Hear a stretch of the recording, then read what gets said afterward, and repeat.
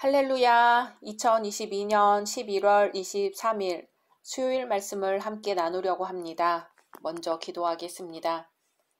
주님, 이 시간 주님의 말씀을 듣고자 모였습니다. 이 시간 성령님 임재하여 주시고 우리의 마음을 주장하여 주옵소서. 온전히 마음과 뜻과 정성 모두어 예배드리기를 원하오며 예수님의 이름으로 기도드립니다. 아멘. 오늘의 말씀은 요한복음 5장입니다. 그 후에 유대인의 명절이 되어 예수께서 예루살렘에 올라가시니라. 예루살렘에 있는 양문 곁에 히브리 말로 베데스다라 하는 못이 있는데 거기 행각 5이 있고 그 안에 많은 병자, 맹인, 다리 저는 사람, 혈기 마른 사람들이 누워 물의 움직임을 기다리니 이는 천사가 가끔 못에 내려와 물을 움직이게 하는데 움직인 후에 먼저 들어가는 자는 어떤 병에 걸렸든지 낫게 되밀어라. 거기 38해 된 병자가 있더라. 예수께서 그 누운 것을 보시고 병이 벌써 오래된 줄 아시고 이르시되 내가 낫고자 하느냐. 병자가 대답하되 주여 물이 움직일 때에 나를 못에 넣어주는 사람이 없어 내가 가는 동안에 다른 사람이 먼저 내려가나이다. 예수께서 이르시되 일어나 네 자리를 들고 걸어가라 하시니 그 사람이 곧 나아서 자리를 들고 걸어가니라. 이 날은 안식일이니 유대인들이 병 나은 사람에게 이르되 안식일인데 네가 자리를 들고 가는 것이 옳지 아니하니라.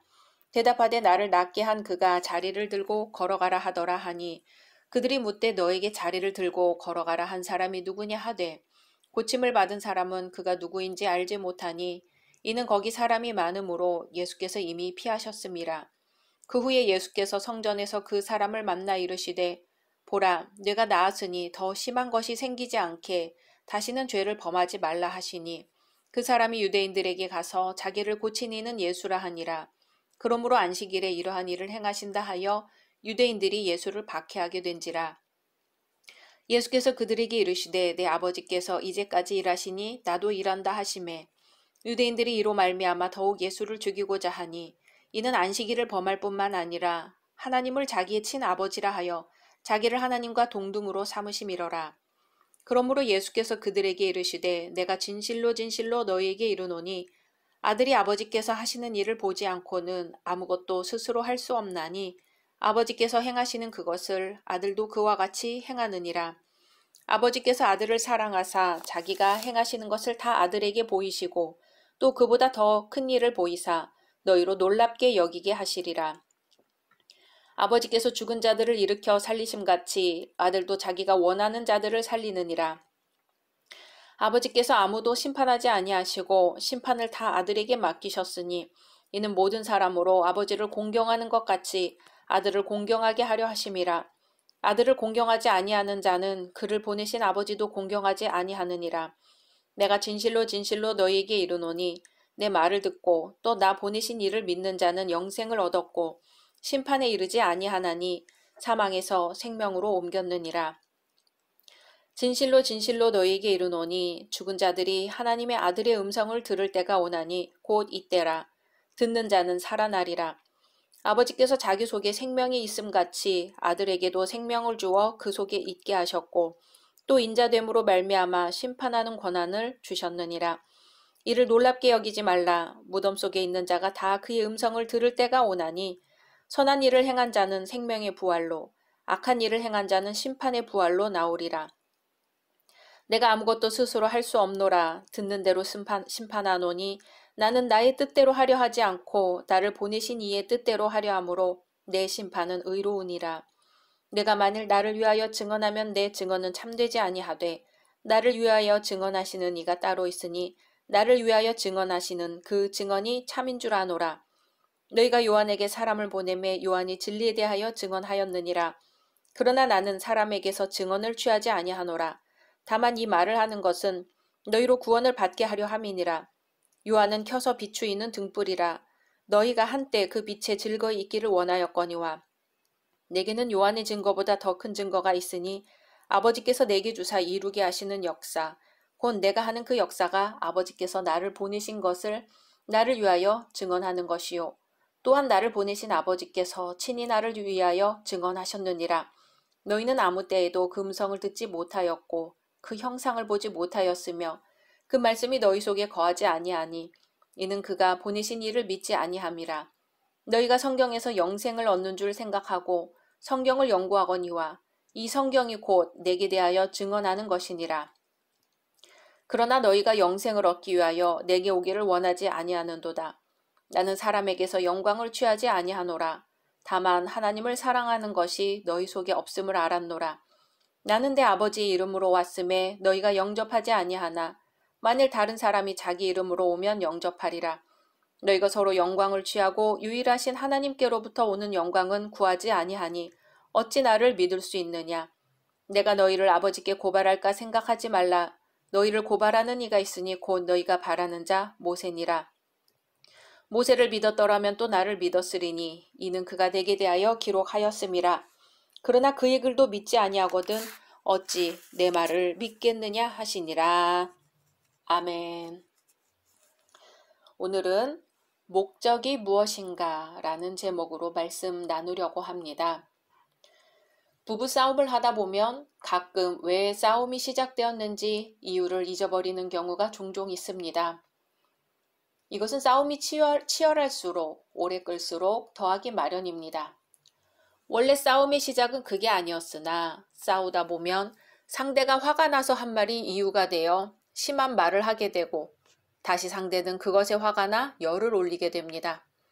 그러다 보면 시작한 이유는 아예 사라져버리고 서로 필요 없는 상처만을 잔뜩 입은 채 씩씩거리게 됩니다. 이런 경우가 아니라도 우리는 종종 목적을 망각한 채 다른 것에 온 관심을 집중하는 경우가 있습니다.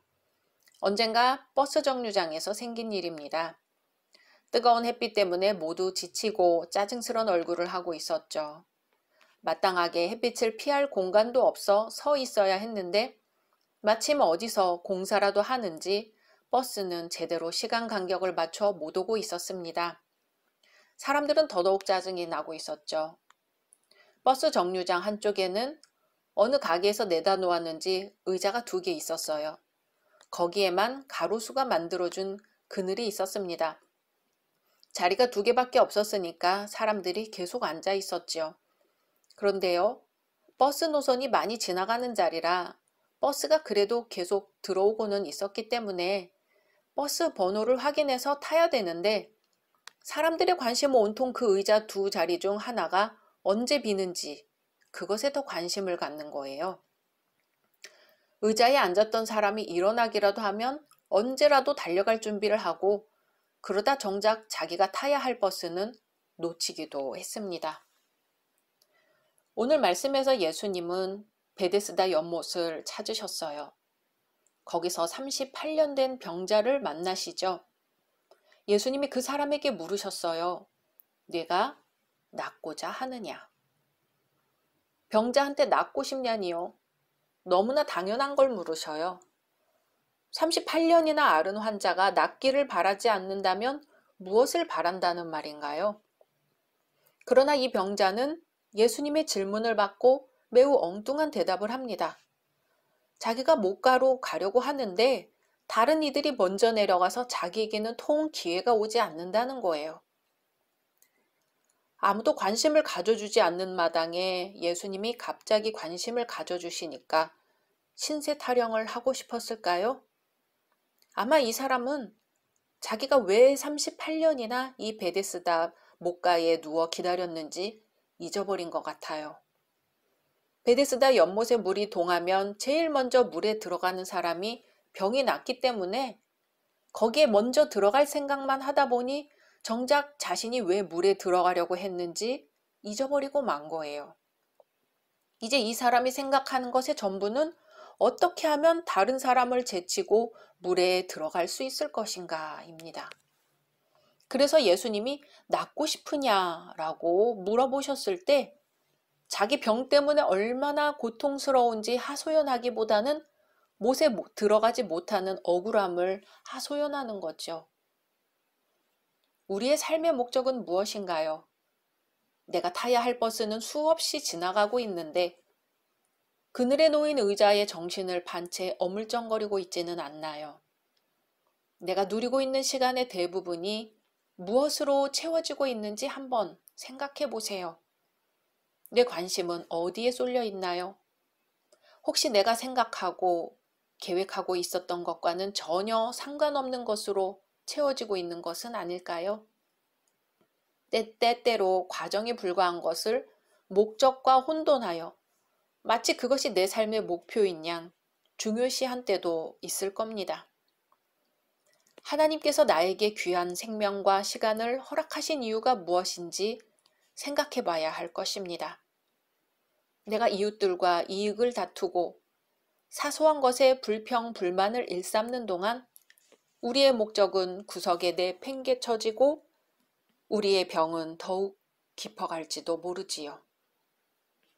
예수님이 지금 우리 앞에 찾아오셨습니다. 그리고 물으십니다.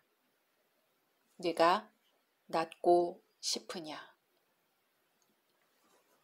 말씀 생각하면서 기도하겠습니다. 주님, 이 시간 주님 앞에 고개를 숙입니다. 38년 된 병자가 바로 저희가 아니고 누구겠습니까? 주여 주여 주시옵소서, 주여 주여 고쳐주시옵소서 기도는 하면서도 정작 뭘 갖고 싶은지, 뭘 고치고 싶은지 망각하고 사는 때가 너무도 많습니다.